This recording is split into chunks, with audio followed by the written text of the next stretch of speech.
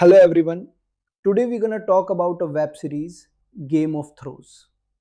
इस कहानी की मेन स्टोरी लाइन की तरफ इसको एक्सप्लेन करने से पहले कुछ इसके बेसिक क्राइटेरियाज हैं या कहूँ तो इसकी कुछ पार्ट की हिस्ट्री है जो कि मैं आप सभी के साथ में थोड़ा सा एक्सप्लेन कर देना चाहता हूँ।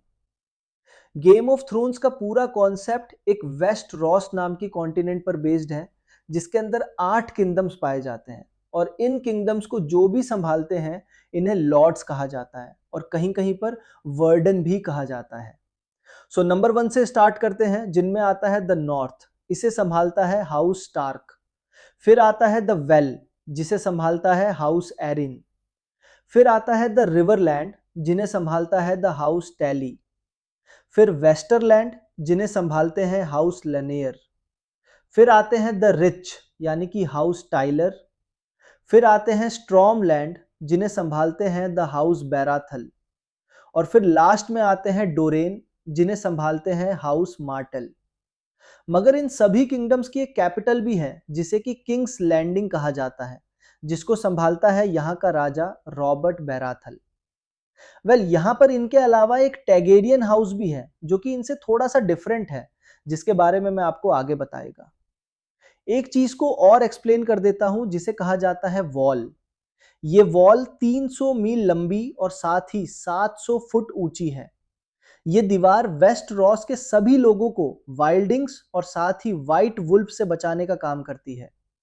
यहां पर मौजूद लोगों को नाइट वॉच कहा जाता है और साथ ही एक बात और बता दूं, नाइट वॉच में जो भी शामिल होता है उसे जिंदगी भर शादी कर दे या फिर रिश्ते बनाने की मनाही ही होती है। और अब इसी के साथ इसके सीजन 1 और एपिसोड 1 की कहानी की शुरुआत होती है, जहां पर हमें काफी बड़ी यानी कि 700 फुट ऊंची व्हाइट फॉल दिखाई जाती है, जहां पर 3 नाइट वॉच निकलकर बाहर पहरेदारी करने के लिए आए होते हैं। मगर तभी उनमें से एक, जिसका नाम था वेल, उसे कटी हुई लाशें दिखती है। इस पूरे हत्याकांड को देखते हुए वहां से वेल अपने दोनों साथियों को बुलाने के लिए जाता है, मगर उनका लीडर उसे पागल कहकर वहां से जाने के लिए कह देता है और कह देता है कि डरने की क्या बात है। और वहां से अब वो तीनों जन सीधा उसी प्लेस पर पहुंचते हैं जहां वो सारी की सारी कटी हुई लाशें पड़ी थी। मगर जब तक वो वहां पर पहुंचे, वहां से वो सारी लाशें गायब हो चुकी थी। और तभी उनके पीछे कुछ ऐसे जीव, जिन्हें हम कहते हैं वाइट वॉकर्स कहते हैं, वो उनके दोनों दोस्तों को जान से मार देते हैं और वहीं से वेल अपनी जान बचाकर भागता है। बेसिकली व्हाइट वॉकर्स एक सुपर नेचुरल क्रीचर्स हैं जो कि आज से हजारों साल पहले ही खत्म हो चुके थे, मगर आज उन्हें वापस अपनी आंखों के सामने देख विल काफी डर चुका था। वहां से भागता भागता वह विंटरफेल तक पहुंच आता है। अब यहां पर विंटरफेल के सिपाही उसे पकड़ लेते हैं और कहते हैं कि तुम्हें नाइट वॉच की ड्यूटी के लिए रखा गया है, तो आखिर तुम भागकर यहां पर कैसे हो?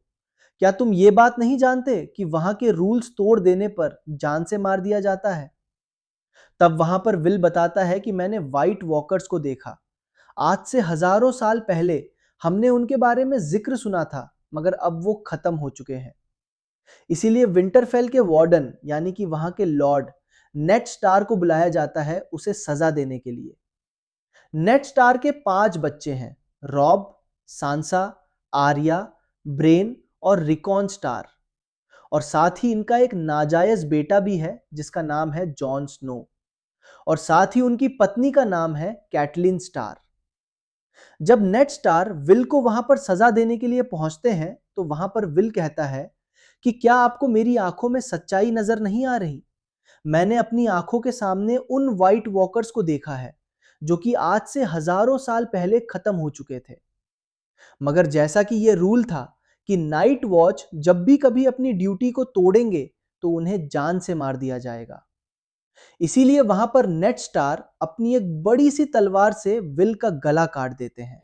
वहां से निकलने के बाद में वो देखते कि उनके सामने एक हिरन मरा पड़ा है, मगर उसके निशानों को ऐसा देखते हुए लग रहा था कि ये किसी जंगली जानवर का नहीं, इससे भी किसी भयानक शक्ति का काम है। और थोड़ी ही दूर आगे जाने पर उन्हें एक डायर वल्फ मरा पड़ा मिलता है। उसके वहां पर 5 बच्चे होते हैं। तो नेड स्टार अपने लोगों से कहकर उन सभी को जान से मरवा देने के लिए बोलता है, क्योंकि वो छोटे बच्चे हैं और उनका ध्यान कौन रखेगा, क्योंकि उनकी माँ तो मारी गई है। मगर तभी उनका सेक्रेटरी उन्हें कहता है कि आपके टोटल 5 बच्चे हैं और साथ ही आपका चिन्ह भी डायर वल्फ ही है, तो क्यों ना आप अपने 5 बच्चों को इन 5 भेड़ियों की बच्ची दे दें, ताकि बड़े होकर वो आपका एक चिन्ह भी बने और साथ ही आपका नाम भी ऊंचा हो। लेकिन वहां से निकलने के वक्त उन्हें एक और भेड़िए का बच्चा मिलता है जो कि छठा होता है, और इसी वजह से अब उसे जॉन स्नो को दे दिया जाता है और कहा जाता है कि इसके बड़े होने तक तुम इसकी रखवाली करोगे और साथ ही इसे ट्रेन भी करोगे। तो यहीं से ये एपिसोड खत्म हो जाता। आगे की स्टोरी जानने के लिए चैनल को सब्सक्राइब करें और अपनी राय कमेंट